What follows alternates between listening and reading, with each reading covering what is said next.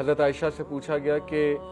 آپ اور رسول اللہ کیا کھایا کرتے تھے؟ حضرت عائشہ نے کہا کہ مجھے جہاں تک یاد پڑتا ہے تو زیادہ تر پانی اور کھجوریں۔ حضرت عائشہ کہتی ہیں کہ رسول اللہ صلی اللہ علیہ وسلم فجر کی نماز پڑھنے چلے جاتے تھے مسواک کر کے مسجد میں، واپس آتے تھے اور ایک بار پوچھتے تھے کہ عائشہ کھانے کو کچھ ہے؟ اگر میں پیش کر دیتی تھی تو کھا لیتے تھے، اگر میں کہتی تھی نہیں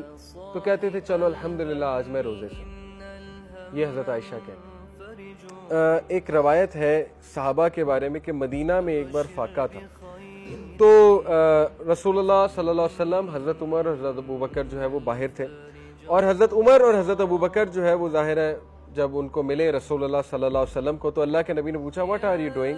آپ لوگ کیا کر رہے ہیں؟ بہت شدید گرمی ہے، بہت گرمی تھی۔ تو پرافٹ صلی اللہ علیہ وسلم کو پتا تھا حضرت عمر ایک ہی وجہ سے باہر ہیں، اور وہ یہ کہ جیسے حضرت ابوبکر باہر ہے کہ کچھ کھانے کو نہیں تو نکلے ہیں گھر سے باہر کہ کچھ کھانے کو ملے، اور پھر ایک صحابی آتے ہیں اور اس صحابی پوچھتے ہیں ان سے کہ وہ کیا کر رہے ہیں تینوں یہاں، تو حضرت عمر کہتے ہیں کہ ہم بھوک کی وجہ سے مجبور ہو کر ہم یہاں پر آ گئے۔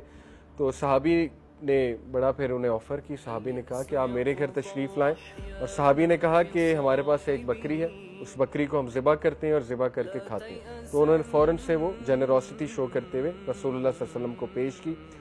بہرحال ان تینوں نے کھایا، اور ابو بکر اور حضرت عمر نے اللہ کا شکر ادا کیا، اور جیسے وہ نکل رہے تھے گھر سے باہر تو حضرت عمر صلی اللہ عنہ کہتے ہیں کہ رسول اللہ صلی اللہ علیہ وسلم نے ہمیں کہا کہ واللہ اللہ تم سے اس نعمت کا سوال کرے گا۔ ابھی وہ ایزی ہو سکتے ہیں صحابہ کہ ہم نے بکرا کھا لیا،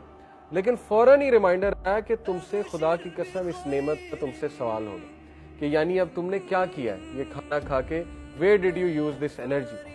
قرآن کی آیت ہے نا، الہاکم التکاثر، پوری صورت پڑھ لیں، اس میں اینڈ میں یہی ریمائنڈر ہے نا کہ تم سے ان نعمتوں کا سوال ہوگا، بے شک ہوگا تم سے ان نعمتوں کا سوال۔ بلکہ صحابہ تو یہاں تک کہتے ہیں کہ رسول اللہ کی یہ تعلیم تھی کہ جس تکیے پہ تم سر رکھ کے سو رہے ہو اس کا بھی کویسچن ہوگا تم سے، کہ اتنا سکون والے تکیے پہ تم سوتے تھے اور سکون کی نیند سوتے تھے تو کیا کیا اٹھ کے،